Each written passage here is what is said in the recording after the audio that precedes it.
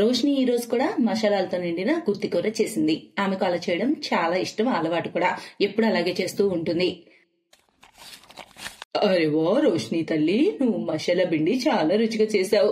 నీ అత్త నిన్ను చూసి చాలా సంతోషిస్తుంది. ఫ్యూచర్ లో ఈ రోజుల్లో అమ్మాయిలకు పెద్దగా వంటే రాదాయే అసలు, కానీ నాకు నిన్ను చూస్తే చాలా సంతోషంగా ఉంటుంది. వంటలు బాగా చేస్తావు నువ్వు, నిజంగా అద్భుతంగా.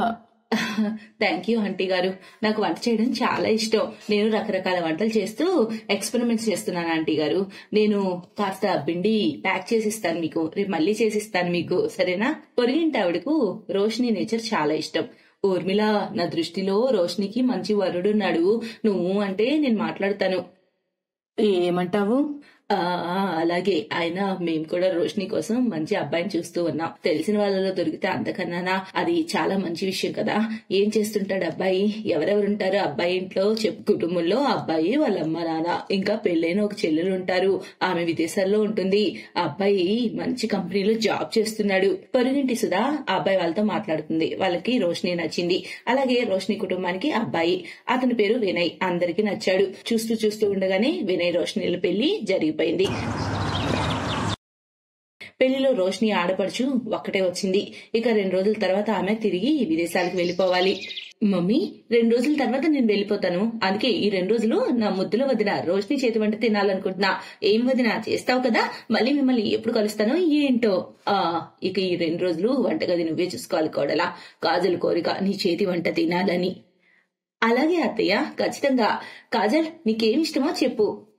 నీకేం చేయడం ఇష్టం అదే చెయ్యి, నేను అదే తింటాను. సరే కాజల్, ఇక ఈ 2 రోజులు నాకు నచ్చిన వంటలన్నీ చేసి నీకు తినిపిస్తాను, చూస్తూ ఉండు. వేళ్ళు కూడా నాకేస్తావు, అంత టేస్టీగా వండుతా నేను. రోషినికి తెలుసు ఆమె ఏమేం చేయాలో. ఆమె వినయ్కి ఫోన్ చేసేసి బెండకాయ, కాకరకాయ, సిమ్లా మిర్చ్, వంకాయ, దొండకాయ, ఇలా చాలా రకాల కూరల్ని తెప్పించింది. ఇక ఈ రోజు నుంచి ఆమె మసాలా గుత్తి కూరలు చేయడం మొదలు పెట్టింది. రోషిని కోళ్ళ, ఏం చేస్తున్నావు? అత్తయ్య, నేను గుత్తి మసాలా సిమ్లా మిర్చి చేస్తున్నా. అవునా, గుత్తి మసాలా సిమ్లా మిర్చా? నేనైతే చాలా రోజులుగా గుత్తి మసాలా వంటలు చేయలేదు. టైం లేదు కదా అసలు ఇవన్నీ చేయడానికి. మమ్మీ, మీకు తెలుసా రోషిని చాలా టేస్ట్ గా గుత్తి మసాలా కూరలు చేస్తుంది. తను రకరకాల కూరగాయలు అడిగి తెప్పించింది. అవునా, ఇన్ని రకాల మసాలా కూరలు వండుతావా నువ్వు? అత్తయ్య, నేను కాజల్ కి నా చేతి రకరకాల గుత్తి మసాలా కూరలు వండి పెడతాను. రోషిని ఆ మాటలకు తన అత్తయ్య షాక్ అవుతుంది. ఆ తర్వాత 2 రోజుల వరకు రోషిని తన ఆడపడుచుకు గుత్తి మసాలా కూరలు వండి పెడుతూనే ఉంది. కాజల్కు కూడా వాటి రుచి బాగా నచ్చింది. రోషిని వదిన, మీరు ఇక్కడ అందరికి గుత్తి మసాలా కూరలు తినే అలవాటు చేశారు. నిజంగా మీరు చాలా డిఫరెంట్ గా ఈ కూరలు చేస్తున్నారు. కాజల్ సరిగ్గా చెప్పింది. నీ చేతులతో చేసిన ఈ గుత్తి మసాలా రుచి అందరికీ బాగా నచ్చింది. థ్యాంక్ యూ అత్తయ్య, థ్యాంక్ యూ కాజల్. రోషిని చాలా సంతోషించింది. సడన్ గా ఆమె ఆనందం పెరిగింది తన ఆడపడుచు చెప్పిన శుభవార్తతో. రోషిని వదిన, మీరు నాకు ఇంత టేస్టీ వంటలు తినిపించారు కదా, దానికి బదులు మరి మీకు గిఫ్ట్ అయితే ఇవ్వాలి కదా. నెక్స్ట్ మంత్ మీరు నా దగ్గరికి ట్రిప్ వస్తున్నారు. అప్పుడు అక్కడ కూడా నాకు గుత్తి మసాలా కూరలు చేసి తినిపించాలి. ఇది మీ ఇద్దరి టికెట్స్ నెక్స్ట్ మంత్ విదేశాలకు రావడానికి. సో నా తరపున ఒక చిన్న కానుక. Thank you Kajal. రోషిని ఆడపడుచు తిరిగి వెళ్లిపోయింది. రోషిని గుత్తి మసాలా కూరల మాయ ఆ వీధిలో ఉన్న పొరుగు వాళ్ళందరికీ పాకింది. ఎప్పుడు చూసినా చుట్టుపక్కల వారందరూ ఎవరో ఒకరు రోషిని దగ్గర గుత్తి మసాలా కూరలు నేర్చుకోవడానికి వస్తూ ఉండేవారు. అమ్మా రోషిని, నిన్న గుత్తి మసాలా వంకాయ కూర బాగా చెప్పావు నువ్వు కదా, అందులో ఏం చేయాలి, ఏం వెయ్యాలి, ఏంటి ఇంకోసారి చెప్పవా? నేను వంకాయలు కొని తెచ్చాను, కానీ అది మర్చిపోయాను. నువ్వు చెప్పిన రెసిపీ, నీ రెసిపీ చాలా రుచిగా ఉంటుంది. అలాగే చేయాలని ప్రయత్నం చేస్తున్నా. ఆంటీ గారు, మీరు నాకు మసాలా ఇవ్వండి, నేను కలిపేసిస్తాను మీకు. ఆ తర్వాత చేసుకోవచ్చు మీరు. బాగుంది, నేను ఇప్పుడే ఇంటి నుంచి మసాలాలన్నీ తీసుకొస్తాను. పొరుగింటి ఆవిడ ఇంటి నుండి మసాలా తేవడానికి వెళ్తుంది. రోషిని కొడలా, రోజంతా పొరుగింటి వాళ్ళకి ఇలా నేర్పిస్తూనే ఉంటావా? వాళ్ళు ఎప్పుడు వస్తూనే ఉంటారు. 2 రోజుల విషయం వేరు, కానీ రోజు ఇలా కాస్త ఎక్కువగా అనిపించడం లేదా? నీ అత్తారింటి వాళ్ళ వరకంటే సరే, కానీ పక్కింటి వాళ్ళందరికీ అస్తమానం నేర్పించాల్సిన అవసరం ఏంటి నీకు? కుదరదని చెప్పే నువ్వు. ఎవరిని చూడు లేవగానే వచ్చేస్తారు. పగలు రాత్రి అనే టైం లేకుండా నువ్వు ఇబ్బంది పడతావు. ఇక కొద్ది రోజుల్లో కాజల్ ఇంటికి కూడా వెళ్ళాలి నువ్వు. అందరికి చెప్పు నువ్వు విదేశాలు వెళ్లాలని, ఆ తయారీలో ఉన్నానని. ఇవన్నీ నాకు కుదరవని. అత్త మాటలకు రోషిని సైలెంట్ గా ఉంటుంది. అయితే ఆమె తన అత్త మాటలో ఒప్పుకొని తీరాలి కదా. రోషిని అత్తయ్య విషయం అంతా ఫోన్ లో కాజల్ కు చెప్తుంది. అప్పుడు కాజల్ తన అమ్మకు సర్ది చెప్తుంది. రోజంతా పక్కింటి ఆడవాళ్లు గుత్తి మసాలా కూరలు నేర్చుకోవడానికి వస్తూనే ఉన్నారు. రోష్ని దాని గురించి అందరికీ చెప్పింది. ఎవరిని చూడు నేర్చుకోవడానికి వస్తారు. మధ్యాహ్నం కాస్త పడుకోవడానికి తలుపులు అలా వేసుకోగానే బెల్లు కొట్టేస్తున్నారు. అస్తమాను వద్దని చెప్పలేకపోతున్నాను. మమ్మీ, రోష్ని వదిన దగ్గర కర్రీ నేర్చుకోవడానికి వీధిలో ఆడవాళ్ళందరూ వస్తున్నారు అంటే చాలా మంచి విషయమేగా. బుర్రలో ఒక ఆలోచన వచ్చింది నాకు. నేను ఇక్కడికి వదిన రాగానే తనతో అదే చెప్తాను. మీరు ఒక పని చేయండి, రోష్ని వదినకి చెప్పండి ఒక కుకింగ్ క్లాస్ స్టార్ట్ చేయమని. దాంతో గుత్తి మసాలా కూరలు స్పెషల్ అని చెప్పేసి రాయమని చెప్పండి. దాంతో వదినకు లాభం ఉంటుంది. మీరు వదినకు చెప్పండి నాతో మాట్లాడమని ఈ విషయమై. ఐడియా అయితే చాలా బాగుంది. ఎవరు నేర్చుకోవాలో వాళ్ళు కుకింగ్ క్లాసెస్ లో డబ్బు కట్టి నేర్చుకుంటారు. రోష్ని అత్త కాజల్ చెప్పింది ఆమెకు చెబుతుంది. ఇక రోష్నికి అదంతా నచ్చుతుంది. రోష్ని అత్తకు కావాల్సింది కూడా అదే, రోష్ని కష్టానికి తగిన ప్రతిఫలం దక్కాలని. పాపం ఆమె అస్తమాను కూరలు వండటం నేర్పిస్తుంది. అప్పుడప్పుడు మసాలాలు కలిపిస్తుంది. అలాగే వంట విధానం చెబుతుంది. అది చూసి అందరూ పదే పదే వస్తున్నారు. రోష్ని అందరి అనుమతితో కుకింగ్ క్లాస్ స్టార్ట్ చేద్దామని నిర్ణయించుకుని దాని గురించి ఆలోచిస్తుంది. అయితే ఆమె తన ఆడపడుచు కాజల్ ఇంటికి విదేశాలకు వెళ్ళాలి. అందుకే ఆమె ఈ ప్లాన్ ను కొన్నాళ్ళు పోస్ట్ పోన్ చేసుకుంది. ఆ తర్వాత రోష్ని వినయ్ తో పాటుగా తన ఆడపడుచు కాజల్ ఫ్యామిలీని కలవడానికి విదేశాలకు ట్రిప్ కు వెళ్తుంది. అక్కడ కూడా రోష్ని తన గుత్తి మసాలా కూరలన్నీ తయారు చేస్తుంది. అందరికీ తినిపిస్తుంది. అందరూ ఆమెను పొగుడుతారు. రోష్ని వదిన, మీ కుకింగ్ క్లాస్ ఈ రోజు ఇక్కడ కూడా ఉంది. మీరు మా నైబర్స్ కి గుత్తి మసాలా కూరలు చేయడం నేర్పాలి. అందరూ మిమ్మల్ని పొగుడుతున్నారు. ఇంకా ఈ పనికి వారు మీకు కొంచెం పేమెంట్ కూడా ఇస్తారు. ఇక మీరు పెట్టే విలువైన టైం కి మీకు లాభం ఉండాలి కదా, అందుకే నేను అందరికీ టైం చెప్పాను. ఇక వాళ్ళందరూ కాసేపులో వస్తారు. ఇక మీకు ఇష్టానికి ఇష్టం, డబ్బుకు డబ్బు రెండు వస్తాయి కదా. సూపర్ రోష్ని, నీ గుత్తి మసాలా కూరలు నీకు భలే పనిచేస్తున్నాయే. నువ్వు ఈ కుకింగ్ క్లాసెస్ ద్వారా చాలా మంచి సంపాదన కూడా సంపాదిస్తున్నావు అనమాట. ఇదంతా కాజల్ వల్లనే. థ్యాంక్ యూ కాజల్, నా ఇష్టాన్ని ఇంత ముందుకు తీసుకెళ్తున్నందుకు. ఇక నేను తిరిగి భారత్ కు వెళ్ళాక నా కుకింగ్ క్లాసెస్ స్టార్ట్ చేస్తాను. అలాగే నీ వీడియోస్ కూడా సోషల్ మీడియాలో పెట్టమ్మా, దాంతో నీకు చాలా లాభం వస్తుంది. థ్యాంక్ యూ అన్నయ్య, నేను అది కూడా ట్రై చేస్తాను. కాజల్ ప్రేరణతో రోష్ని తన గుత్తి మసాలా కూరల రెసిపీని సోషల్ మీడియాలో పోస్ట్ చేస్తుంది. అది మంచి ఆదరణ పొందుతుంది. అలాగే తన కుకింగ్ క్లాసెస్ స్కూల్ కూడా తెరుస్తుంది. అక్కడ గుత్తి మసాలా కూరలు స్పెషల్ గా నేర్పబడతాయి అని రాస్తుంది. ఇక రోష్ని చిన్న బిజినెస్ చాలా పెద్దదవుతుంది. ఇలా రోష్ని సక్సెస్ అవుతుంది. ఈ కథ నుంచి మనం నేర్చుకోవాల్సింది ఏంటంటే, నేటి కాలంలో ఒక వ్యక్తి చిన్నపాటి ఆసక్తి కూడా ఎప్పటికైనా పెద్ద బిజినెస్ అవ్వచ్చు. ఎవరికి తెలుసు ఏది ఎప్పుడు జరుగుతుందో. కానీ కేవలం దాన్ని గుర్తించే మన అనుకునే వాళ్ళ గుర్తింపు కావాలంతే. అదే ముందడుగు వేయడానికి మనకు ప్రేరణ ఇస్తుంది. ఆ ప్రేరణే మనకు విజయాలను అందిస్తుంది భవిష్యత్తులో.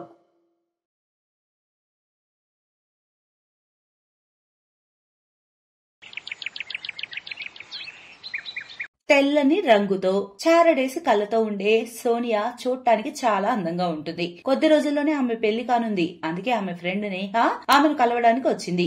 సోనియా, కొద్ది రోజుల్లోనే నీ పెళ్లి. ఇంకా నీ చేతికి చపాతీ కర్ర గరిట వచ్చి చేరతాయి.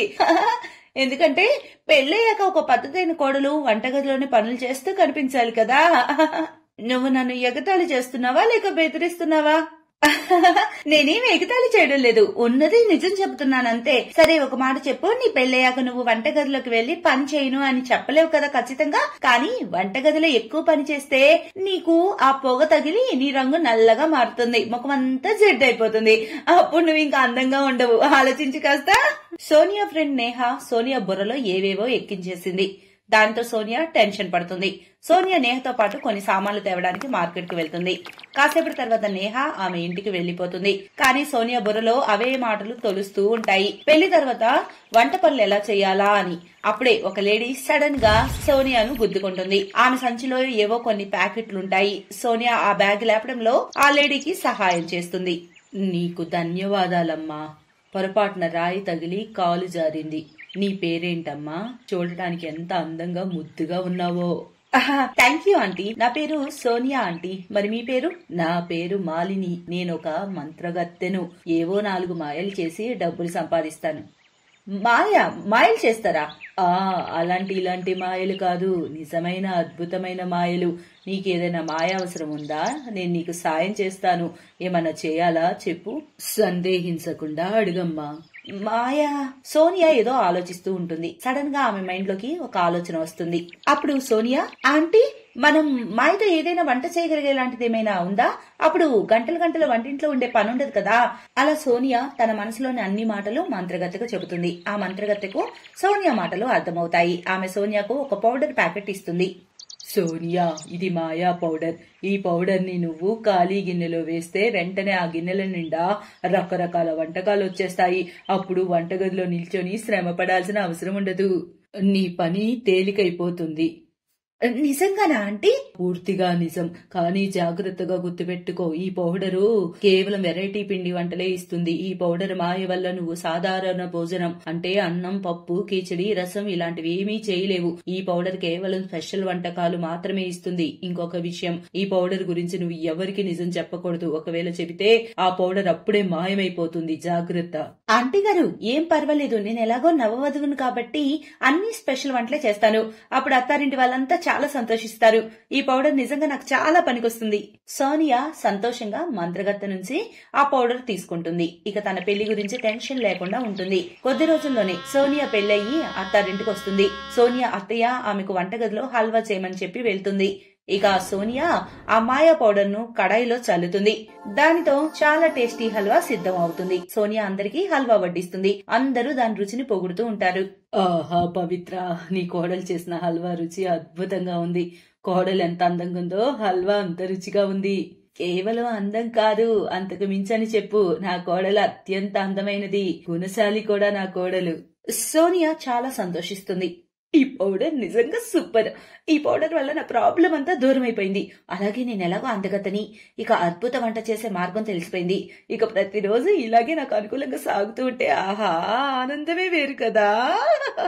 నాకు ఒకటి అర్థం కావడం లేదు. నువ్వు ఇంత టేస్టీ హల్వా చేసావు కదా, కానీ అమ్మ పొద్దున్న తెప్పించిన సామాన్లన్నీ తెచ్చినట్టుగా అలాగే పడున్నాయి. అయినా నువ్వు హల్వా ఎలా చేయగలిగావు?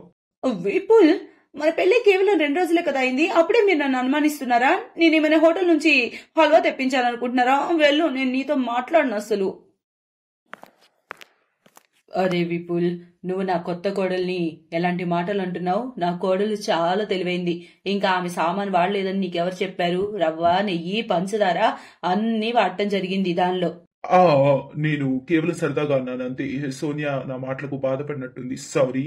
సోనియా కాస్త గాబరా పడింది. ఎందుకంటే విపుల్ చూసినప్పుడు సామాన్ అంతా తగ్గకుండా అలాగే ఉండటం వల్ల. ఆ తర్వాత చాలా రోజుల వరకు సోనియా వంటగదిలో రకరకాల పిండి వంటలు చేస్తూ ఉంది.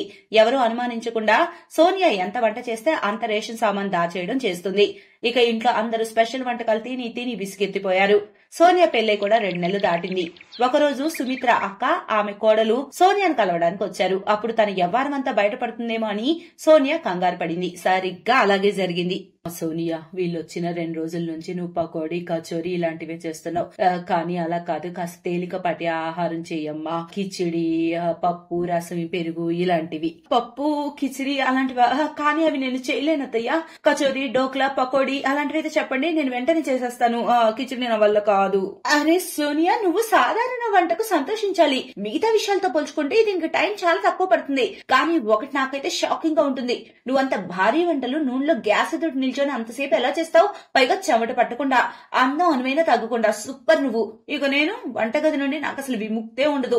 రోజంతా వంటింట్లోనే ఉంటాను. నేనంతా నల్లగా అయ్యాను, మొహం నల్లబారిపోయింది. వెళ్ళు సోనియా, పెసరపప్పు కిచిడి తయారు చేయి, అందరం అదే తిందాం. లేదు, నేను చేయలేను అత్తయ్య. నేను చేయనని చెప్పాను కదా. ఒకవేళ నేను కిచిడి చేస్తే చాలా గడబడి అవుతుంది. నేను చేయను అత్తయ్య, చేయను.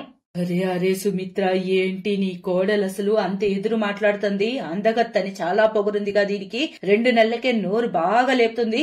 లేదు పెద్దయ్యా, అదేం లేదు. నేను మీకు ఎలా చెప్పాలో నాకు అర్థం కావడం లేదు. ఇప్పుడు నేను కిచిడి చేయాలా లేక మీకు నిజం చెప్పాలా తెలియడం లేదు. విషయం ఏమిటి సోనియా? నువ్వెందుకు ఇంత కంగారు పడుతున్నావు? నీ వంటలు చాలా రుచిగా ఉంటాయమ్మా. కేవలం ఒక సాధారణ కిచిడి వండడానికి ఎందుకు ఇంత మొండి పట్టు పడుతున్నావు? నేను నీ తల్లి లాంటి దాన్నమ్మా. నీ మనసులో మాట చెప్పు నాకు సూటిగా. ఏమైందో? ఆఖరికి సోనియా అందరి ముందు నిజం చెప్పేస్తుంది. అందరూ ఆమె మాటలు విని షాక్ అవుతారు. సడన్ గా ఆ మాయ పౌడర్ మాయమైపోతుంది. అప్పుడే అక్కడకు ఒక స్త్రీ వస్తుంది. మీరు వంట మనిషి కావాలన్నారట కదా, నన్ను ఉషా అక్క పంపింది. నేను వంట మనిషిని. నేనే ఉషాకు చెప్పాను, ఎవరైనా వంట చేసే వాళ్ళుంటే చెప్పమని. నా కోడలు నవవధువు, రోజంతా వంటింట్లో ఉంటుంది పాపం. అందుకే ఆమె వంటకు సాయంగా ఒక హెల్పర్ ని పెట్టాలనుకున్నాను. నేను కూడా ఒక అమ్మనే కదా. కూతుర్లా కోడల్ని నేను చూసుకోకుంటే అమ్మతనానికి అర్థమేముంది? తన అత్త మాటలు విన్న సోనియా ఆనందంతో కూడిన ఆశ్చర్యం పొందుతుంది. సుమిత్ర, ఒక పని చెయ్యి, ఈమెను నా ఇంటికి కూడా పంపు. నేను కూడా ఆమెను వంటలో సాయంగా పెడతాను నా కోడలికి. నా కోడలు కూడా నేను కూతుర్లా చూసుకుంటాను. నేను చూసుకోగలను నా కోడల్ని. Thank you Sonia. ఈ రోజు నీ వల్ల నాకు విశ్రాంతి దొరికింది. అత్తయ్య నా కోసం ఒక హెల్పర్ ని పెడుతుంది. నేను ఒకదాన్ని నిజంగా చాలా అలసిపోతున్నాను వంటగదిలో. థ్యాంక్ యూ అత్తయ్య, thank you so much. Sonia కళ్ళల్లో ఆనంద బాష్పాలు వస్తాయి. Thanks for watching.